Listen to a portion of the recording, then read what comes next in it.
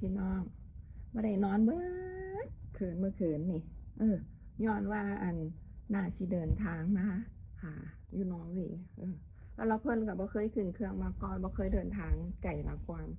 เลยต้องแหกตาจนฮอดสิสอดแจ้งพุ่นล่ะจนกว่าเพิ่นได้ขึ้นเครื่อง